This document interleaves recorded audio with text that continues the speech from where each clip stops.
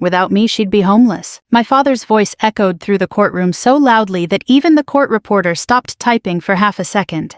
A few people chuckled. I didn't look up. I just kept my hands folded in my lap and stared at the worn wooden railing in front of me, while the old ceiling fan turned lazily overhead. Savannah Summers had a way of making every room feel sticky, even a county courthouse. Then Judge Whitmore looked directly at me, not at my lawyer, not at my father, at me. And in a voice so calm it almost frightened me, he asked, "So, they really don't know?" The room went still. My father's attorney blinked hard. "Your Honor, know what?" Judge Whitmore leaned back slowly in his chair. "Actually, she is." He stopped himself. And that was the exact moment my father's face lost all its color. But none of that happened first. No, the truth is my life had already fallen apart long before that courtroom. And the saddest part, my own family never noticed. My name is Margaret Hayes. I'm 61 years old, divorced, retired, and until recently the entire town of Savannah believed I was a washed-up old woman living off her father's generosity. Truthfully, I let them believe it. By the time the lawsuit started, I'd been living quietly at the Hayes estate for almost 7 years. The house sat just outside Savannah near Isle of Hope, tucked behind giant oak trees draped in Spanish moss. It was old Southern money kind of property. Wide porches, tall windows, cracked brick paths. The sort of place people admired while driving past slowly. My father loved telling people it had been in the family for generations. That wasn't exactly true. But again, I let people believe what they wanted. Most mornings, I woke before sunrise, made black coffee, and sat on the back porch listening to cicadas while the river breeze drifted through the trees. I liked the quiet. After the kind of life I'd lived, quiet became precious. 3 days a week I volunteered at the VA clinic downtown. Most people there knew me simply as Maggie. That was enough. I helped older veterans fill out paperwork, drove a few of them to appointments, and sometimes just sat beside lonely men who needed someone willing to listen to stories nobody else had patience for anymore. Old soldiers recognize certain things in each other. Discipline. Silence. The habit of sitting where you can see every exit. I noticed them noticing me. But nobody asked questions. That generation understood boundaries. My father, Walter Hayes, understood none.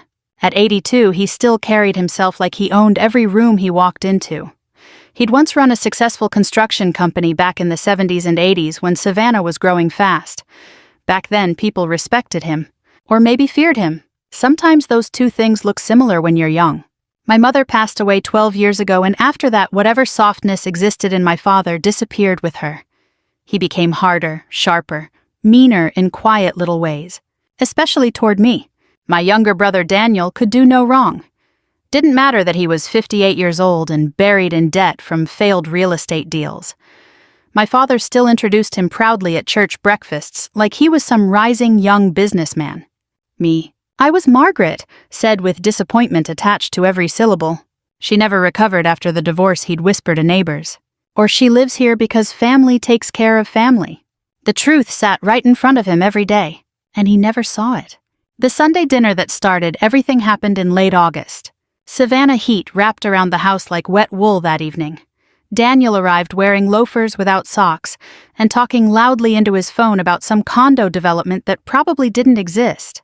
His wife Crystal carried a store-bought peach pie and acted exhausted before she even sat down. I made pot roast. Nobody thanked me. That wasn't unusual. Halfway through dinner, my father dabbed his mouth with a napkin and casually announced, "I've decided to sell the property." I looked up slowly. Daniel froze mid-bite. "The taxes are getting ridiculous," my father continued. "And frankly, this place is too much house now." He glanced directly at me. "So you'll need to make arrangements, Margaret." Crystal avoided eye contact.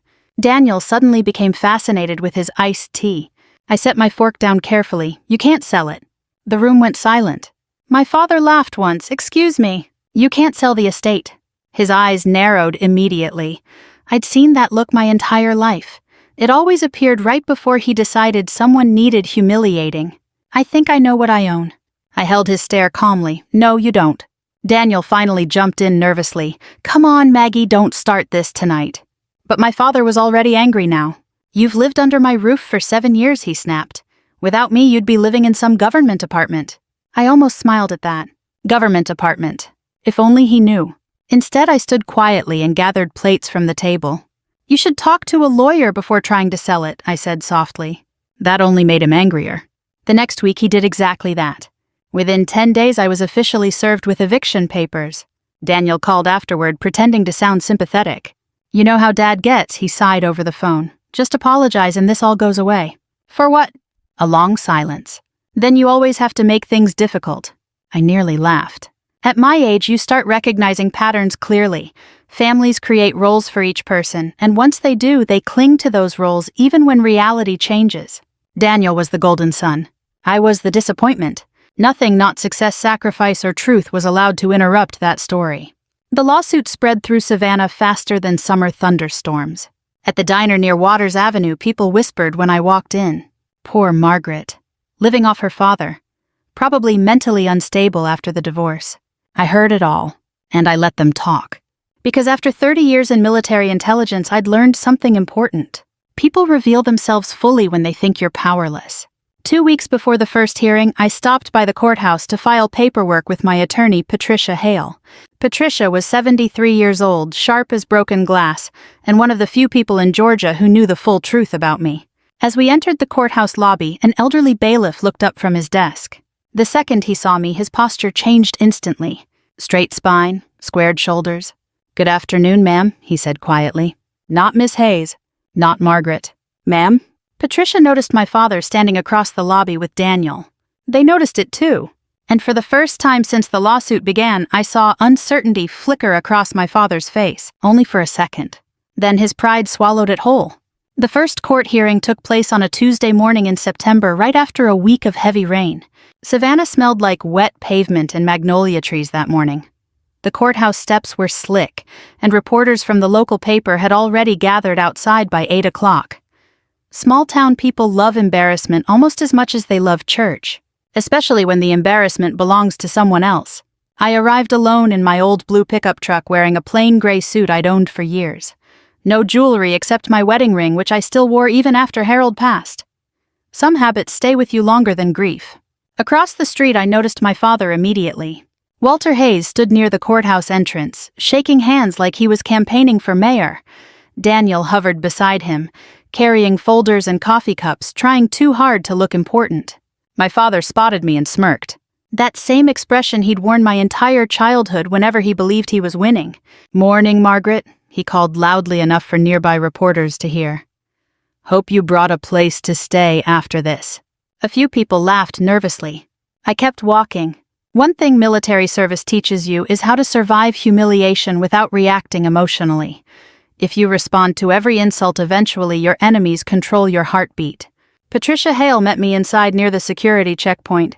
She carried one leather briefcase and looked completely unimpressed by the crowd gathering around the case. "You sleep at all?" she asked quietly. "Enough." She studied me for a moment. "You still have time to end this peacefully." I almost smiled. I tried peace for 40 years. That shut the conversation down. Courtroom 3 sat on the second floor overlooking Reynolds Square. Old wood benches, faded carpet, air conditioning that barely worked. The room smelled like dust, coffee, and old paper. The kind of room where lives quietly come apart every day. As people filled the gallery seats, I noticed several older veterans scattered throughout the room. Mr. Delaney from the VA clinic, Frank Morrison, retired Marine Corps, even Earl Benson, who usually couldn't leave his house because of breathing problems. None of them looked directly at me, but they came. That mattered. My father's attorney was a man named Richard Coleman, mid-60s, expensive haircut, gold cufflinks, the sort of lawyer who smiled too often because he enjoyed humiliating people professionally. He approached our table before proceedings began. "Mrs. Hayes," he said pleasantly, "my client is still willing to avoid further embarrassment if you vacate voluntarily." Patricia answered before I could. "My client isn't interested." Coleman sighed dramatically. "That's unfortunate." No. What was unfortunate was that men like him spent entire careers mistaking kindness for weakness. Judge Whitmore entered exactly at 9 sharp. Everyone rose. The moment he saw my nameplate at the defense table, something changed in his expression almost too quickly to notice. Not surprise, exactly. Recognition. Then it vanished. The hearing began routinely enough. Property records, residency timelines, financial statements. Coleman performed for the room constantly. My client generously allowed his emotionally struggling daughter to remain in the residence following her divorce. Emotionally struggling. Interesting phrase. Despite her inability to financially support herself independently, I stared straight ahead. Years ago, during intelligence briefings overseas, I'd sat across from men who threatened lives casually while drinking coffee. Compared to that, Richard Coleman was just noise wearing a necktie. Still, I won't pretend it didn't hurt. There's something uniquely painful about sitting silently while strangers discuss your worth like a broken appliance, especially when your own father nods along. At one point, Coleman held up photographs of the estate. "This property has belonged to the Hayes family for decades," he announced confidently. Mr. Hayes paid taxes, maintenance costs, and utilities, while his daughter contributed essentially nothing. The judge glanced briefly toward Patricia. She didn't move, didn't object, didn't even blink. That unsettled him more than an argument would have. During recess, I stepped into the hallway near a window overlooking the square. Rain clouds hung low over Savannah, dark and heavy. A younger deputy approached quietly. "Excuse me, ma'am." I turned. He looked nervous. "Judge Whitmore asked me to make sure you're comfortable if you need anything." I studied him carefully. Young, maybe 35. Former military too, judging by posture alone. "I'm fine," I said. He hesitated before nodding respectfully. "Yes, ma'am." Across the hallway, Daniel watched the exchange with confusion written all over his face. Good. For the first time, tiny cracks were appearing in the story they'd built about me. At lunch, Patricia and I walked to a small diner 2 blocks from the courthouse. No reporters followed us. They preferred louder people. Patricia ordered tomato soup. I drank coffee. Finally, she asked, "You nervous?" "About the case number. About what happens after." That question sat heavier, because she understood something important. The courtroom wasn't the painful part. Truth was, I looked out the window at passing traffic. My father built his entire identity around being the strong one. And men like him don't survive humiliation well. Patricia stirred her soup slowly. He made his choices. Maybe. But when you spend your whole life protecting people, even the ones who hurt you, it becomes difficult to stop. That afternoon, court resumed with testimony from Daniel. Watching my younger brother lie under oath felt strangely exhausting. "She's always depended on Dad," he claimed carefully, "emotionally and financially." I almost interrupted then. Almost. Because 20 years earlier, Daniel had called me crying from a casino parking lot in Biloxi after losing nearly everything gambling, and I'd wired him $40,000 before sunrise. No lectures, no humiliation, no conditions. Family protects family. At least that's what I believed back then. When Daniel finished testifying, he avoided looking at me completely. Cowardice often looks like confidence until pressure arrives. Near the end of the hearing, Judge Whitmore reviewed preliminary documents quietly from the bench. Then suddenly he paused. A long silence filled the courtroom. He adjusted his glasses slowly while reading one particular page. Then he looked directly at me. Not hostile, not curious, respectful. My father noticed it immediately. "Your Honor," Coleman prompted nervously. Whitmore closed the file. "There appear to be additional ownership records requiring verification." Coleman frowned. "We already submitted complete documentation." "Apparently not." The room shifted uneasily. My father leaned toward his lawyer, whispering angrily. Judge Whitmore continued calmly, "I'm scheduling another hearing in 2 weeks." Coleman stood quickly. "With respect, Your Honor, this is a straightforward eviction matter." The judge's expression hardened instantly. "No," he said quietly. Then he glanced toward me again. "It may not be." That sentence followed us all the way out of the courthouse. Outside, reporters crowded around my father asking questions. He smiled confidently for cameras, pretending nothing had changed. But I noticed something others didn't. For the first time since filing the lawsuit, Walter Hayes looked uncertain. Just uncertain enough to be afraid. The second hearing drew twice as many people. By then, Savannah had turned the whole thing into entertainment. At the grocery store, strangers stopped talking when I passed. At the diner near River Street, people whispered behind coffee cups. Even at church, I caught older women glancing at me with pity that felt heavier than judgment. Poor Margaret, losing her home, suing her own father. Nobody knew the truth. And after a while, I started wondering if maybe I preferred it that way. The morning of the hearing, rain hammered the roof of the estate before sunrise. I stood on the back porch with a cup of black coffee, watching water collect along the brick paths. The oak trees swayed slowly in the wind. That house had survived hurricanes, floods, and 3 generations of bitterness. Funny thing was, the house itself had never really belonged to the Hayes family at all. At 8:30, Patricia arrived to pick me up. "You ready?" she asked gently. "No," I admitted. She nodded once. "Good. Means you're still human." The courthouse looked different that morning. Crowded. Tense. 2 local news vans sat outside near the entrance, and reporters clustered beneath umbrellas waiting for my father to arrive. Walter loved attention. Even now, at 82 years old, he still straightened his shoulders whenever cameras appeared. Daniel stepped out behind him wearing an expensive suit he probably couldn't afford. My father spotted me across the street and smiled coldly. That smile disappeared exactly 43 minutes later. Courtroom 3 filled early. Retired neighbors, curious strangers, veterans from the VA clinic. Even a few local attorneys came just to watch. Patricia organized paperwork calmly beside me. "You don't have to say more than necessary," she reminded me. "I know. Once this starts, there's no putting it back." That part sat heavily in my chest. Because despite everything my father had done, some part of me still wanted to protect him from humiliation, which says more about me than him. Judge Whitmore entered right at 9. The room rose. He looked unusually serious that morning. Richard Coleman began aggressively trying to regain control before Patricia could speak. "Your Honor, this case has already wasted enough taxpayer time," he announced loudly. "The facts remain simple. Mr. Walter Hayes owns the property. His daughter resides there without legal standing." The judge said nothing. Coleman continued confidently.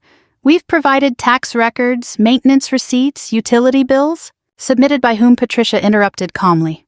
Coleman frowned. "By the property owner." Patricia slid a folder across the table.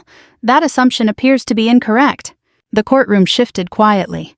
My father crossed his arms immediately. "What nonsense is this?" Patricia stood. I'd known her almost 15 years, and I'd never seen her nervous once. "Your Honor," she said evenly, "the estate known as Hayes Manor was purchased in 1998 under a private defense trust registered in Virginia." Coleman laughed outright. "That's impossible." Patricia ignored him completely. "The trust's sole financial contributor and controlling beneficiary is Margaret Hayes." Silence. Not normal silence. The kind that physically changes a room. My father blinked hard. "What?" Daniel stared at me like he'd never seen me before. Coleman recovered first. "This is some kind of clerical error." "It is not," Patricia replied. She handed additional documents to the bailiff. Judge Whitmore reviewed them carefully. And then something happened I will never forget. The old bailiff standing beside the bench glanced down at my name on the paperwork and subtly straightened his posture. Military. Instantly recognizable. Across the gallery, I noticed Frank Morrison from the VA lower his eyes quietly. A few veterans already understood exactly where this was heading. Coleman kept talking rapidly now, "Even if some trust exists that doesn't explain." Judge Whitmore interrupted softly. "It explains quite a lot." My father leaned forward angrily. "Margaret doesn't have that kind of money." Nobody answered him immediately. "Because the truth sounded absurd if you'd spent your whole life underestimating someone." Patricia opened another folder. "For 31 years, she said calmly, my client served in United States Naval Intelligence." The room froze. Daniel whispered, "What?" My father actually laughed once. A nervous, broken sound. "That's ridiculous." Patricia continued anyway. "Margaret Hayes retired with the rank of Rear Admiral." The silence afterward felt enormous. Not dramatic, not loud, just heavy. I kept my eyes on the table because suddenly everyone in the courtroom was staring at me. Not with pity anymore, with shock. Judge Whitmore looked directly toward the gallery. As some of these records remain partially classified, he said carefully, "This court will not discuss operational details." Operational details. That phrase landed differently. You could feel it. My father's face had gone completely pale now. Daniel looked physically sick. Coleman tried speaking again, but stumbled over his own words. "Your Honor, surely military service has nothing to do with property ownership." "No," Whitmore replied quietly. "But integrity does." The courtroom stayed perfectly still. And for the first time in my life, I saw my father afraid of me.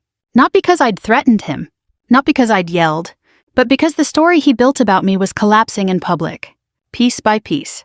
Patricia continued presenting financial records. Trust statements, purchase agreements, wire transfers. Every document led back to me. The estate had never belonged to Walter Hayes. Not legally. Not financially. Not once. 26 years earlier, after my second overseas deployment, I purchased the property through a protected trust because my father's construction company was collapsing under debt. He never knew. I made sure of that. At the time, preserving his pride seemed kinder than exposing his failure. So I let him pretend. For decades, my father shook his head slowly. No, this can't be right. I finally spoke. Quietly. It's right. The sound of my own voice startled him more than the documents did. Walter stared at me with genuine confusion now. You bought this house? Yes. Why would you do that? That question nearly broke my heart, because he truly didn't understand. I looked at the old man sitting across the courtroom from me and remembered every Christmas my mother tried keeping peace between us. Every phone call I answered in the middle of the night. Every debt quietly erased, every humiliation swallowed. Because you were my father, I said softly. His eyes filled instantly. But the hearing wasn't finished. Patricia calmly revealed more. The medical bills after my mother's cancer treatments. Mine. Daniel's business bailout 15 years earlier. Mine. The back taxes that saved the estate from seizure during the recession. Mine. Every time disaster struck, the Hayes family invisible hands had protected them. My hands. And still somehow I became the disappointment. The room no longer looked at my father with admiration, only discomfort. Maybe shame. Judge Whitmore finally removed his glasses and rubbed his eyes tiredly. Then he looked directly at Walter. Mr. Hayes, he said quietly, I would strongly advise against continuing this action. But my father barely heard him. He just kept staring at me, like a man realizing too late that he never actually knew his own daughter. Nobody spoke to my father after the hearing ended. That was the first thing I noticed. Usually, Walter Hayes walked through Savannah like a man campaigning for office. People greeted him loudly, men shook his hand, women smiled politely. He fed off attention the way some people feed off whiskey. But after the courtroom revelation, the hallway outside courtroom 3 felt different. Quiet. People stepped aside as he passed. Not out of respect, out of discomfort. Daniel kept trying to speak to him while reporters crowded near the courthouse doors. Dad, let's just go, he whispered urgently. But Walter stood frozen near the hallway window staring at me while I gathered paperwork beside Patricia. I could practically hear his entire understanding of his life collapsing. Finally, he walked toward me slowly. For a second, I thought he might apologize. Instead, he asked how long. I looked up. How long what? How long were you planning to humiliate me? The question hit harder than I expected. Even now, after everything, he still believed he was the victim. I wasn't, I said quietly. He laughed bitterly. You let me stand in there looking like a fool. Patricia stepped between us immediately. You filed the lawsuit, Walter. But he barely heard her. His eyes stayed locked on me. All these years, he muttered. You just sat there letting people think I took care of you. Yes. Why? I opened my mouth once, closed it again. Because the truthful answer sounded pathetic. Because I loved you. Instead, I said it seemed easier. His expression twisted into something between anger and shame. Then reporters rushed toward us. Admiral Hayes, Admiral Hayes.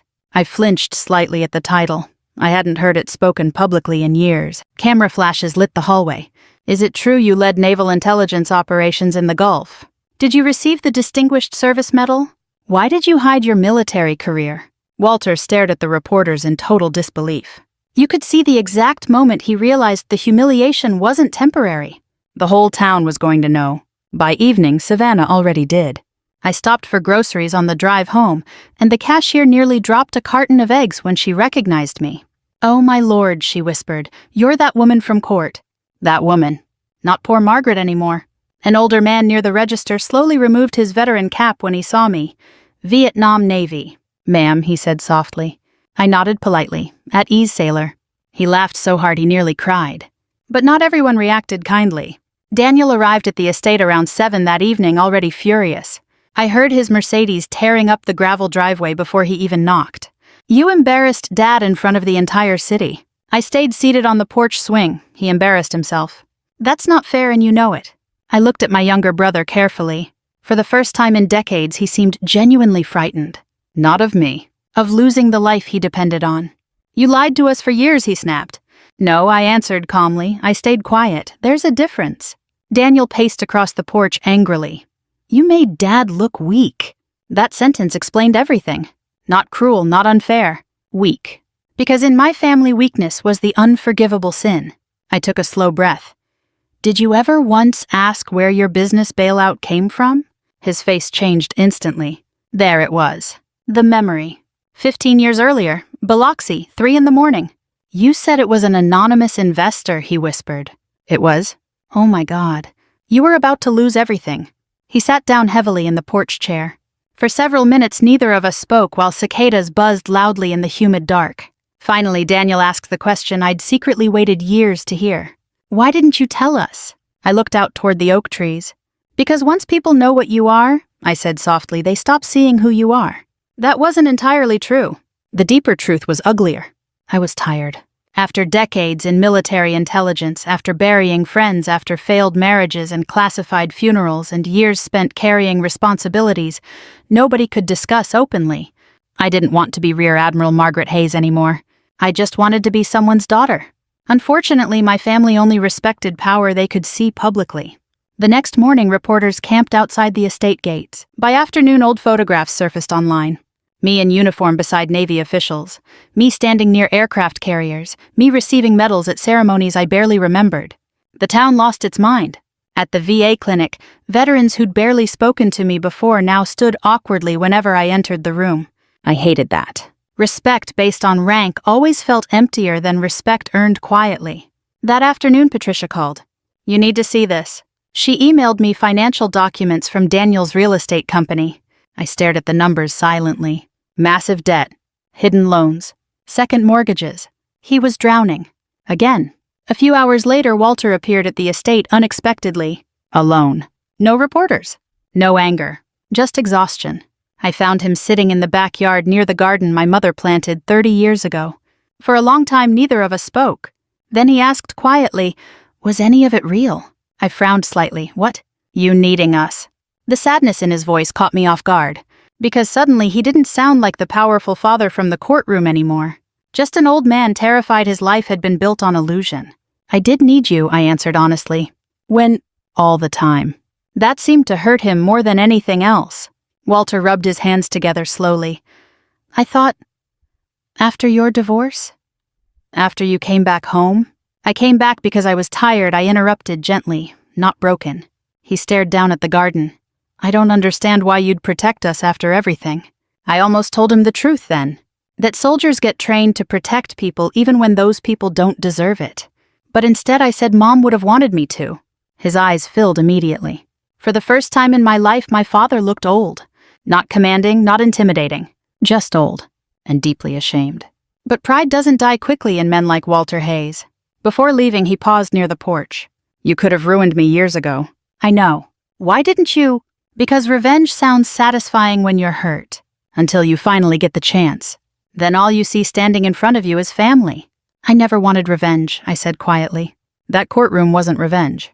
What was it? I looked him directly in the eye. The truth. The strangest thing about winning is how quiet it feels afterward. Television dramas make revenge look satisfying. Somebody gets exposed, the bad people suffer, and the hero walks away feeling powerful. Real life doesn't work that way. 3 weeks after the courtroom hearing, the town of Savannah still talked about little else. Everywhere I went, people stared. At the pharmacy, at church, at the marina downtown. Some smiled respectfully now. Others looked embarrassed like they personally owed me an apology for believing the worst about me all those years. But none of it brought peace. If anything, the silence inside the estate felt heavier than before. One evening I sat alone on the back porch, listening to rain tap softly against the roof, while an old Navy coffee mug warmed my hands. The oak trees swayed slowly in the dark, and for the first time in years, I seriously considered leaving Savannah for good. Not because of the lawsuit, because I no longer recognized my own life. By then, newspapers had published nearly everything they legally could about my military career. Local woman revealed as retired Rear Admiral. Secret naval career stuns Savannah courtroom. I hated every headline. People suddenly treated me differently. Strangers thanked me for my service in grocery aisles. Men who once ignored me at community meetings now shook my hand too firmly. Respect based on revelation always feels strange when you spent decades invisible. At the VA clinic, things changed most of all. The older veterans looked at me differently now. Not with fear, with understanding. One Thursday afternoon, Frank Morrison cornered me near the coffee machine. Frank had served 2 tours in Vietnam with the Marines and spent most days complaining about government paperwork. "You know," he muttered, "you should have told people." I smiled faintly. "And listened to everyone salute me for 20 years. Better than letting your old man treat you like dirt." That landed harder than he realized. Frank leaned against the counter carefully. "Men like your father," he said quietly. "They don't know what to do with daughters who become stronger than them." I looked away, because deep down I knew he was right. My father still hadn't fully recovered from the public humiliation. Walter stopped attending church breakfasts, stopped golfing, stopped meeting friends downtown for coffee. Savannah is a small enough city that shame travels faster than forgiveness. People talked, especially older men. Some secretly admired him for standing up to his daughter. Others thought he was a fool for humiliating a decorated officer publicly. But regardless of opinion, Walter Hayes became a story people whispered about. And proud men rarely survive whispers well. Daniel's situation unraveled even faster. Without realizing it, he'd spent years building his life around invisible financial safety nets I quietly provided.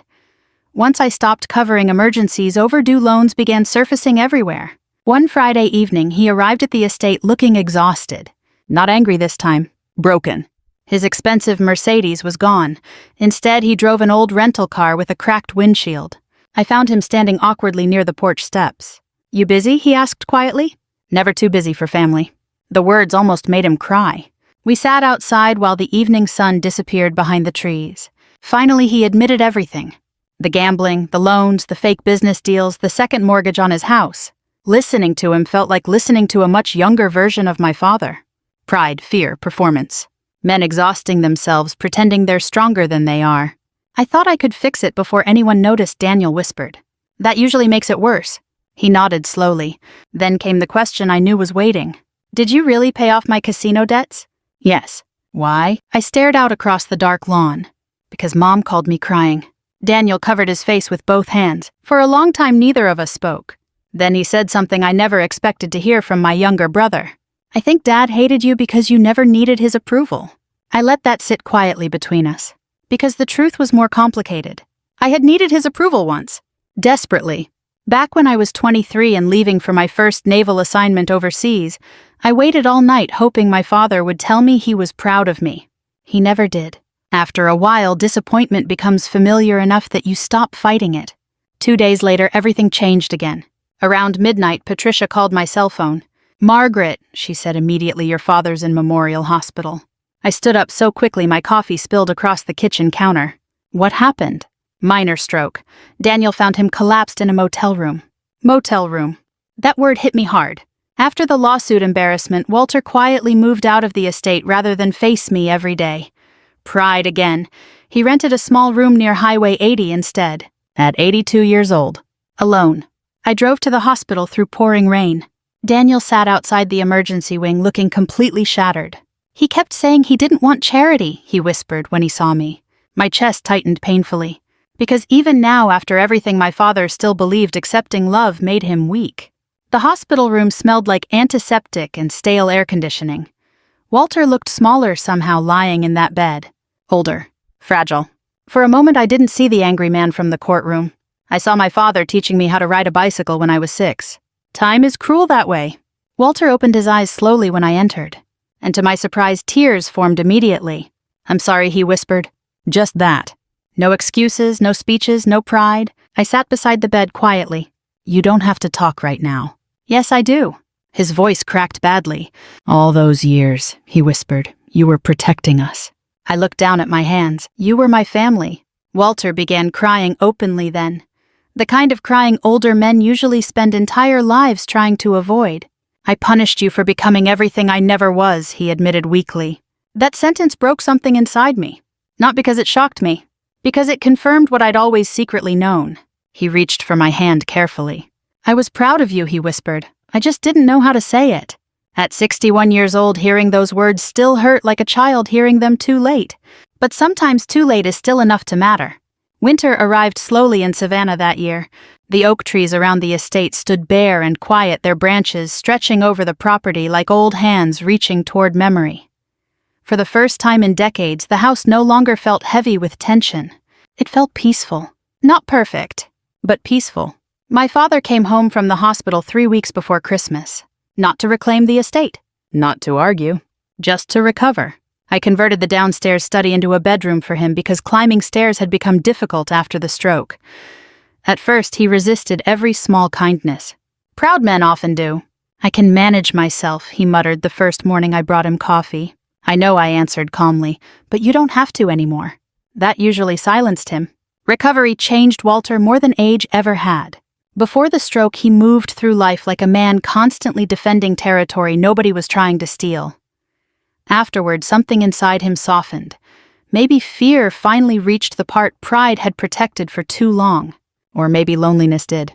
Some mornings I found him sitting quietly on the back porch, watching sunlight move through the trees.